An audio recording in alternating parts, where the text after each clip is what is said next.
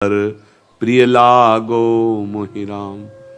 अगर बच्चे की उन्नति चाह रहे हैं तो अपने कर्तव्य का पालन कर रहे हैं आप। परिवार को निरोग चाह रहे हैं तो अपने कर्तव्य का पालन कर रहे हैं। धन की आकांक्षा है तो कर्तव्य पालन के लिए है।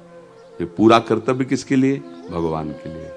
हो गया भजन। जो कर्म कर रहे हो वो भगवान को अर्पित करते जाओ और नाम जप करते जाओ, और ये सोच लो कि ये मैं सब प्रभु के लिए कर रहा हूं। मुझे प्रभु ने पुत्र रूप में आकर कर्तव्य दिया कि अच्छा पढ़ाएं, अच्छी नौकरी लगे, इनका जीवन सुखी रहे, परिवार के सदस्य निरोग रहें, इनको अच्छे वस्त्र दे सके, अच्छा भोजन दे सके। इसलिए मुझे अच्छा धन कमाना है। भगवान ऐसा मुझे मार्ग दे जिससे मैं अच्छा धन कमाकर परिवार की जो सेवा रूपी पूजा दी है वो मैं करूं। कोई इसमें निषेध है। दोस्तों, राधे राधे बोलते रहें और बाबा जी के प्रवचन को आगे बढ़ाते रहें और सुनते रहें। राधे राधे दोस्तों। नाथ सकल संपदा तुम्हारी, मैं सेवक समेत सुत नारी। और नाम जप करो तो गृहस्थी में रहते हुए भगवत प्राप्ति हो जाएगी। जैसे हम माला चलाते हैं, आरती पूजा करते हैं, वो भगवान की सेवा बनती। ऐसे एक किसान हल जोतता है, फावड़े चलाता है, उससे अन्न पैदा करता है, उससे अपने परिवार, साधु महात्मा, जीव, कितने जीव पक्षी आदि अन्न, वो उसकी पूजा बन रही है। बस वो उसे भगवान को अर्पित कर दे और नाम जप करे तो वो भी महात्मा ही है।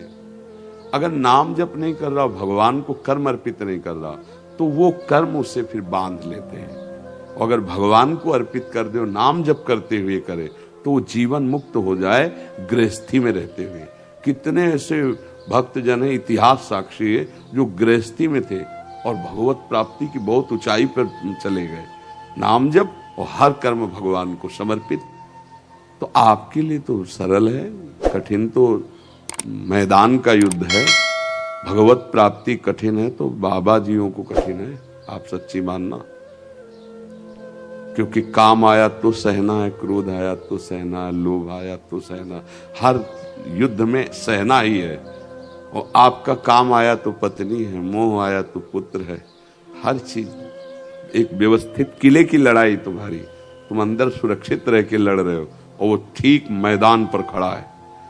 अच्छा, तुम गिरे तो पाप नहीं माना जाएगा, पत्नी है, और वो गिरे तो पूरा जीवन चौपट माना जाएगा, नहीं माना जाएगा। हमें लगता है कि बहुत सरल है, अगर समझ जाए तो गृहस्थी में भगवत प्राप्ति। अगर आप भोजन बना रहे, ठाकुर को भोग लगाया और एक रोटी गाय को दे दी, एक रोटी चिड़िया पंछियों को फेंक दिया, दरवाजे के बाहर निकले देखा कोई भूखा तो नहीं है, कोई ऐसा तो नहीं है कि जिसको हम आमंत्रित करके भोजन पवा, देखा कोई नहीं, हाँ आए घर में भगवान का नाम लेते हुए पार, महात्मा ही है। गृहस्थी में महात्मा ही है। तो इसलिए नाम जप और अपने कर्मों को प्रभु को समर्पित करना और पूरे परिवार की सेवा भगवत सेवा मानना, इसी से भगवान की प्राप्ति है। ये तो मतलब शास्त्री आपको बता रहे, भगवद अर्पित कर्म और नाम स्मरण सब भगवत प्राप्ति के, चाहे कोई भी हो। अब नाम स्मरण नहीं है तो फिर माया का स्मरण होगा, भगवद अर्पित नहीं तो फिर अहंकार का होगा खेल। तो अहंकार विमूढ़ात्मा करता हमिति मन्यते, अब फंसेगा, अब माया उसे रौंदेगी और सबको इसीलिए रौंद रही। हर कर्म भगवत समर्पित हो और नाम स्मरण हो तो आप लोग गृहस्थी में रहते हुए धर्म पूर्वक विषय भोग करते हुए आप परमात्मा प्राप्ति को। क्योंकि दो मार्ग है, एक निवृत्ति मार्ग है, एक प्रवृत्ति मार्ग है। तो प्रवृत्ति मार्ग का सिद्धांत अलग है, निवृत्ति मार्ग का सिद्धांत अलग है। पर आप लोग ये मान बैठते हैं कि अरे हम गृहस्थी हैं, भजन तो सिर्फ बाबा जियों के नाम, हमको क्या, हम तो कमाया खाया, लड़का बच्चा पढ़ाया, कोई पाप थोड़ी करते हैं। ऐसा नहीं, हम सबका जन्म भगवत प्राप्ति के लिए हुआ है।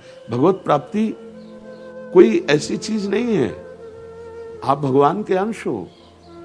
आप केवल असत चिंतन के कारण दुर्गति को प्राप्त हो रहे हैं, तो सदगति के लिए सत चिंतन करना है और व्यवहार यही सब करना है। तो हमारा भी तो शुरू ड्यूटी, ऐसे तुम्हारी ड्यूटी, फावड़ा उठाए अपने काम में लग गए, वो ऑफिस गए अपने काम में लग गए, वो दुकान खोले अपने काम में लग गए, तो सब लगे तो सृष्टि के कार्य में है। नाम जप हो रहा, भगवान के लिए कर रहे, बढ़िया भगवत प्राप्ति, उसमें कोई कठिनता थोड़ी। ठीक है, समझ पा रहे हैं। वीडियो को लाइक करें और चैनल को सब्सक्राइब करें और राधे राधे कमेंट में जरूर लिख दिया करें।